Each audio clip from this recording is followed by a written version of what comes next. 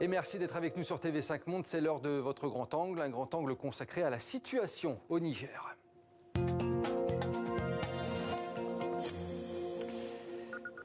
Le Niger, bien entendu, au cœur de l'actualité ces derniers jours, entre le putsch armé, l'évacuation de nombreux Européens du pays ou encore les pressions de la CEDEAO, une actualité qui soulève beaucoup d'interrogations sur la situation dans le pays, mais également au Sahel, au sens large. Pour en parler avec nous, Vincent Hugeux. Bonsoir Vincent. Bonsoir. Vous êtes journaliste et écrivain spécialiste de l'Afrique. Merci d'être avec nous. Je voulais qu'on revienne tout d'abord avec vous sur l'actualité du jour. Ces manifestations à Niamey aujourd'hui pour le jour de l'indépendance. On craignait des débordements. Finalement, ça s'est relativement bien passé. Alors, à l'évidence, il y a deux facteurs qui peuvent éclairer ce calme apparent. D'abord, la solennité de la date symbolique du 3 août, donc 63e anniversaire de l'indépendance formelle du Niger.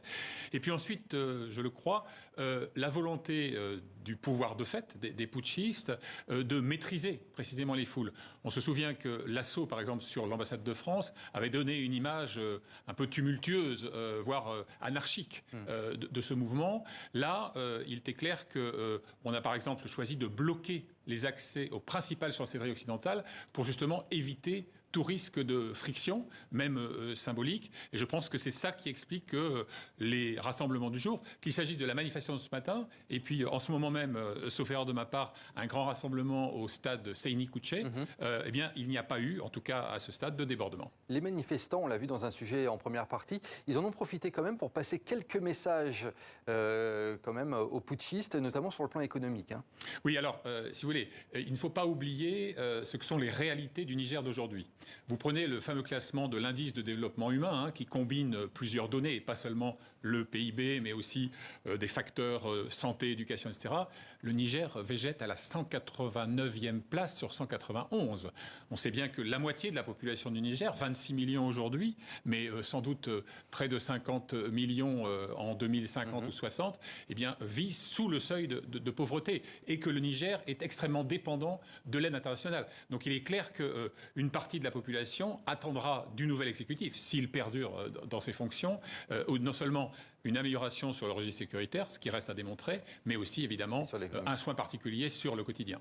Et vous le disiez, on ne sait pas s'il va rester ce régime, c'est putschiste, puisque la CEDEAO elle a fixé à dimanche la date limite à un retour du président du Niger, Mohamed Bazoum, au sein du palais présidentiel. Pour l'instant, on n'en prend pas vraiment le chemin. Alors, les procédures sont en route. Mais vous savez, l'intervention armée, c'est un peu la bombe atomique. C'est-à-dire que vous brandissez la menace pour ne pas avoir à vous en servir. Simplement, le problème, c'est que là, la CEDEAO joue sa crédibilité.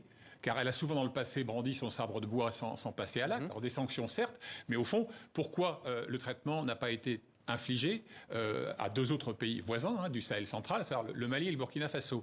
Et vous avez une explication assez claire là-dessus.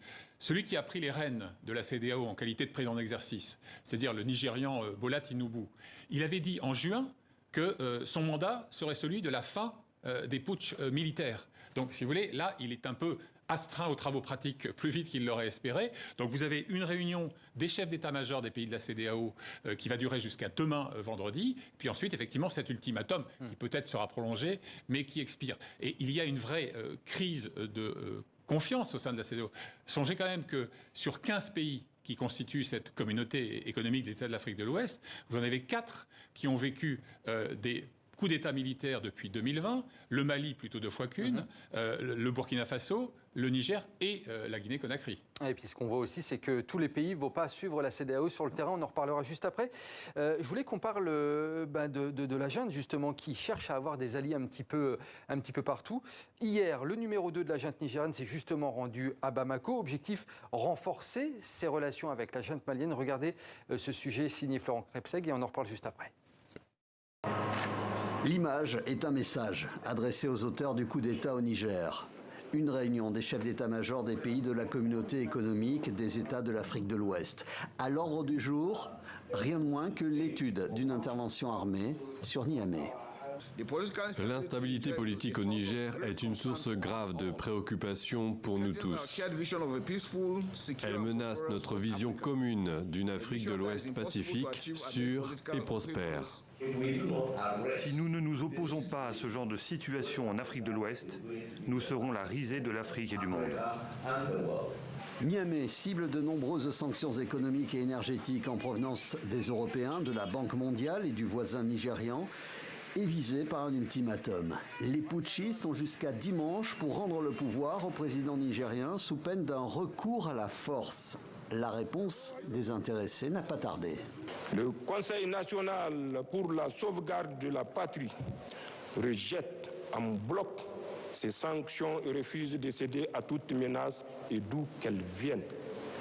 Nous refusons toute ingérence dans les affaires intérieures du Niger et rejetons la prétention chez les uns et les autres de punir pour l'exemple le Conseil national pour la sauvegarde de la patrie et le peuple nigérien. Les militaires au pouvoir au Niger affirment par ailleurs qu'il n'y a aucune raison objective pour que les ressortissants étrangers quittent Niamey. La capitale qui sera dans les heures à venir le théâtre d'une nouvelle médiation menée cette fois par cet homme, Abdul Salami Aboubakar. L'artisan de la transition démocratique au Nigeria s'est empressé de signaler que cette démarche de la CEDEAO n'était pas encore celle de la dernière chance. Vincent Joly, il pourrait y avoir une alliance des juntes de différents pays? Tout se passe comme si se forgeait sous nos yeux une sorte d'amicale des putschistes sahéliens. Mais leurs liens sont anciens, ils sont bien antérieurs à cet épisode nigérien, puisque le numéro 2, comme vous le disiez à juste titre, qui peut-être sera le numéro 1 demain, qui s'appelle le général Salifou Modi, ancien chef d'état-major, qui avait été écarté de ses fonctions voilà peu, et on lui avait proposé l'ambassade aux Émirats arabes unis, il ne s'est jamais rendu dans son nouveau poste. C'est aussi l'homme des contacts avec je dirais, les frères d'armes maliens burkinabé, en l'occurrence Assimi Goïta pour le Mali, Ibrahim Traoré pour le Faso. Mais c'est aussi quelqu'un qui, par exemple, avait, Africa Intelligence le révélait ce matin, rencontré secrètement le ministre de la Défense du Mali, de la junte, donc Sadio Camara, qui est par ailleurs l'artisan le plus zélé de l'entrée de Wagner dans son pays, il y a plusieurs mois. Plus officiellement, avec l'aval du président élu et déchu à ce stade, Mohamed Bazoum, en mars, il s'était rendu à Bamako pour essayer un peu de entreprendre un rabibochage, car on sait que les relations entre les deux capitales, sous Mohamed Bazoum en tout cas, étaient exécrables. Donc oui, il y a à l'évidence des thématiques qui sont communes, mais je fais remarquer quand même qu'il y a, à mon sens, à tort ou à raison en tout cas, une différence de nature. Au Mali, au Burkina Faso, c'est le soulèvement de trentenaires, de quadragénaires, qui notamment sont très populaires parmi les petits soldats qu'on envoie au casse-pipe avec des tromblons. Bon, là, non. Là, vous avez des généraux installés, sexagénaires. Abderrahmane Tiani, c'est d'abord son aventure personnelle, ce putsch. C'est quand même quelqu'un qui était à la tête depuis 2011 de la garde présidentielle et qui est un corps parfaitement choyé par le prédécesseur de Mohamed Bazoum, Mahamadou Issoufou, lequel avait beaucoup insisté pour qu'il soit maintenu dans ses fonctions, alors que Bazoum éprouvait quelques réticences à son égard. Vincent, personne n'a intérêt que cette zone de l'Afrique parte dans une guerre entre différents pays, entre différentes factions. On peut y échapper encore à cette conséquence militaire? Il le faut pour une raison assez simple, c'est que vous avez des gens dont on ne parle pas, ou peu, ce sont les djihadistes, les stratèges du djihad global qui se frottent les mains aujourd'hui. Parce qu'il va de soi que tout cela contribue. Ils vont en profiter Évidemment, puisque quand vous avez des pouvoirs fragilisés, quand vous avez une performance sécuritaire qui, contrairement à ce que promettent ces putschistes, n'est pas meilleure et parfois même plus médiocre que celle des dispositifs antérieurs et des partenariats internationaux, eh bien, ça roule tout seul. Et le grand projet extension du domaine de la lutte, dirait Houellebecq, le grand projet de contagion vers les pays côtiers, il ne peut évidemment que faire son miel de circonstances comme celle-là. La France, elle a encore des bases militaires actuellement au Niger. Quelle va être la position de la France par rapport à tout ça? Est-ce qu'elle va rester? Est-ce qu'elle va partir? Quel est son intérêt? Écoutez, soyons clairs là-dessus. Si ce régime putschiste se maintient, donc au-delà de l'échéance de dimanche, je vois mal comment le contingent français pourrait rester. Vous avez aujourd'hui une emprise principale qui est la base aérienne de Niamey. Il y a également une petite emprise plus proche de la zone des trois frontières, Wallam, mais je pense qu'il en va de même d'ailleurs pour les militaires américains, 1100 dans la zone d'Agadez. Je ne vois pas, par rapport, encore une fois, à ce qu'est l'exigence très ardente de la base populaire de ce type de putsch, hein, la France dehors. Je ne vois pas très bien comment la France pourrait rester. Et puis, quel serait l'intérêt opérationnel s'il s'agit de rester reclus dans ces casernes? Selon vous, le problème de la présence française au Niger, c'est peut-être l'absence de résultats dans la lutte contre le terrorisme dans la région? C'est une des pistes? La mécanique qui peut expliquer la popularité indéniable de ces aventures putschistes, ça part d'un domaine très simple.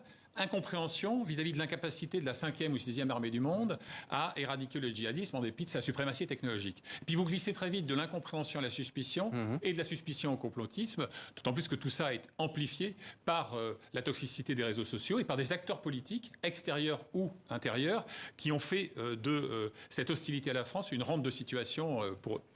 Vincent Hugeux, en guise de conclusion, est-ce que l'on est là, selon vous, dans la deuxième étape de l'indépendance pour le Niger? Vous savez, c'est une thématique qui fait florès depuis des décennies dans l'intelligence africaine. C'est qu'au fond, les indépendances des années 60, c'est ce qu'on appelle l'indépendance formelle. Et que ce que devrait conquérir l'Afrique aujourd'hui, c'est la seconde indépendance ou l'indépendance authentique. C'est-à-dire qu'elle se débarrasserait de tous les liens postcoloniaux. Et je pense que l'un des échecs de la France, c'est d'avoir pas réussi à solder ces arriérés coloniaux et d'avoir accrédité l'idée qu'il y avait une sorte de calcul de maintien d'une forme de dépendance économique ou politique avec les anciennes possessions coloniales. Un dernier mot. Sur les prochains jours à venir, quel regard vous portez sur les échéances d'ici la fin de la semaine Qu'est-ce qui va être très important, là, maintenant, à surveiller? Alors, ce qui va être très important, évidemment, c'est qu'adviendra-t-il d'ici dimanche? Alors, je vais prendre le risque de faire un pari. Je ne pense pas que la junte va se ranger aux objurgations et aux injonctions de la CEDEAO, mais je n'exclus pas que des contacts continuent via, par exemple, des médiateurs, et que, par exemple, cet ultimatum soit différé d'une semaine ou de 2 semaines. Mais le bras de fer continuera à coup sûr. Et on surveillera ça, bien entendu, sur TV5 Monde. Merci Vincent Hugeux. Je rappelle le titre de votre livre, Tyran d'Afrique, les mystères du despotisme post-colonial, et c'est aux éditions Perrin. Merci beaucoup. Merci à vous. Pour votre éclairage sur cette situation au Niger, Vincent Hugeux.